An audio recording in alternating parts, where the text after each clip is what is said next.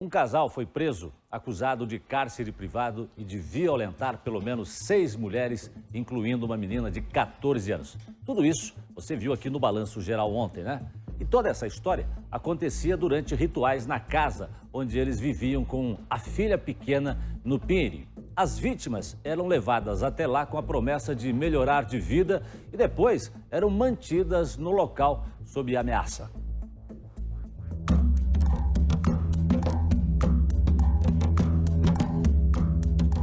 O Júlio César e a Anne Caroline moravam nesse sobrado aqui no bairro Pinheirinho, em Curitiba, há pouco mais de um ano. Mas nos últimos 11 meses nem pagavam o aluguel ao verdadeiro proprietário. Nós conversamos com ele e ele nos deu a autorização para entrar aqui na residência. Conseguimos acesso a uma parte da casa e nós vamos contar a partir de agora como era a vida das vítimas lá dentro. Onde tivemos acesso, havia apenas uma sala, um quarto e um banheiro. Tudo bastante sujo e com aparência de que não era usado por ninguém há muito tempo. Já na parte da frente, conseguimos ver pela janela poucas coisas. Dezenas de roupas de crianças em um dos quartos. Nessas fotos, conseguimos entender como eram os outros cômodos. Até uma banheira de hidromassagem estava instalada em um dos quartos, justamente onde o Júlio César mantinha as relações com as vítimas. Essa jovem de 22 anos, que não será identificada, acreditou nas promessas que o Júlio César e a Anne Caroline faziam, mas ele queria mais. Tinha a conversa com a entidade lá.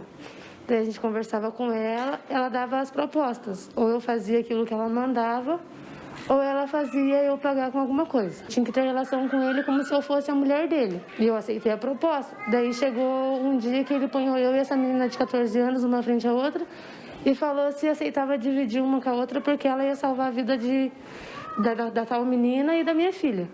Algumas vítimas já estavam na casa há 5 meses e uma delas ainda engravidou do Júlio César. E só que daí, como eu emagreci 25 quilos, não apareceu barriga, não apareceu nada, então eu não sabia que estava grávida. Minha menstruação estava tudo normal, assim, o período gestacional. E daí eu ganhei a criança em casa porque eu não sabia que estava grávida. Essa outra vítima, de 33 anos, foi uma das primeiras a chegar na casa. Ela conta que no começo tudo era tranquilo, que os abusos não aconteciam, mas tudo piorava com o tempo. Eles eram as melhores pessoas do mundo. Tipo, que você olhava para eles e você não acreditava que aquelas pessoas iam fazer isso com você. 2 meses depois que a gente já estava vivendo ali todos os dias, dia e noite juntos, a gente foi conhecendo quem era.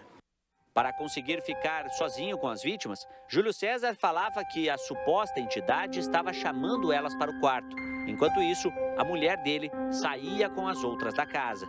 Ele fazia a mulher dele sair ou comigo ou com a outra menina. Tipo, por tudo que a entidade falava pra ela, ia lá e anotava no papel. E depois ela tinha que passar pra ele o que a entidade estava falando. Que ela sabia de tudo, quase tudo, né? Porque o principal da história, que era o que ele fazia com as meninas, ela não sabia. Na mesma residência, o Júlio César e a Anne Caroline criavam a filha. Isso mesmo, as roupas de criança que você viu nas imagens são da filha deles. Uma pessoa maníaca, né? Eu acho. Louca. Ele é um monstro, ele é ridículo. A gente não sabe o pensamento de uma pessoa dessa. Na vizinhança, ninguém sabia o que estava acontecendo dentro da casa. Sequer viam as mulheres que moravam lá.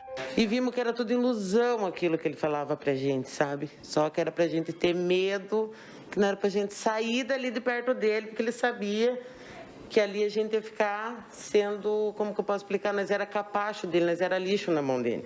E ele acusava a gente de coisas absurdas também. Falava que a gente era usuário de droga, de álcool, e todo o dinheiro que ele dava pra gente, a gente gastava com isso. Ele ia pegar pão seco pra gente na panificadora, pra gente ter o que comer dentro do ambiente de trabalho, que era no lixo. A gente comia com a mão suja, porque não tinha condição de lavar a mão.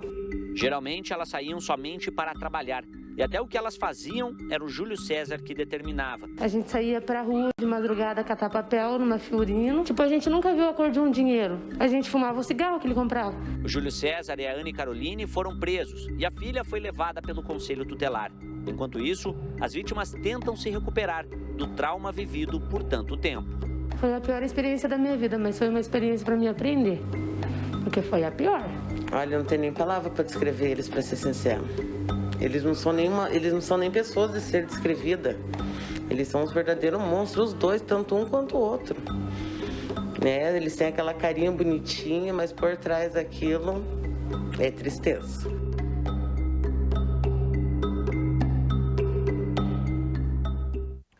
Pois é, eu recebo aqui agora a doutora Márcia Marcondes para conversar com a gente um pouco, para tentar entender um pouco melhor esse caso, né, doutora Márcia? Boa tarde. Boa tarde. Pois é, o que eu observei? Né? Famílias, pessoas simples, né, que acabaram sendo, de certa forma, ludibriadas ou encantadas, talvez, né, por um homem que se diz pai de santo, né?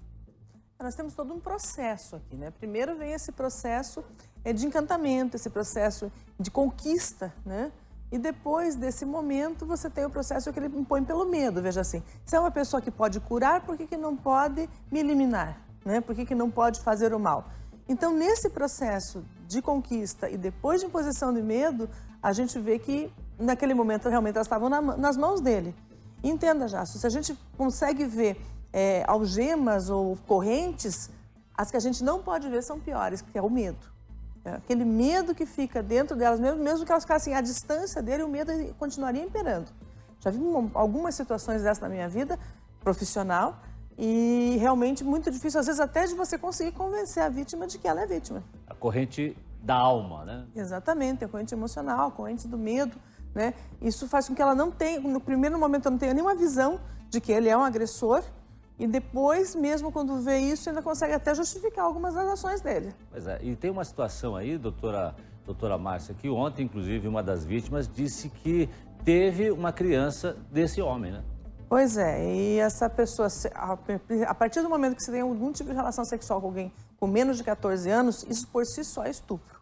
E a comprovação, possivelmente pelo DNA dessa criança, já temos uma prova contundente desse crime. Nesse caso da criança, doutora, só para deixar bem claro, nesse caso da criança, a mulher, ontem, ela disse que teria 20 anos. Né? Então, se é a maior de idade, o próprio temor, a própria situação em que ela se encontra, as ameaças, elas não precisam ser contundentes como a gente vê, né? De repente um tapa, mas as ameaças também são esse momento de temor dela. Agora, tinha uma menor envolvida nessa história, né? Aí a situação se agrava, doutora? Sim, porque o estupro vulnerável é uma circunstância mais grave, até porque nós temos o dever de proteção às crianças, né?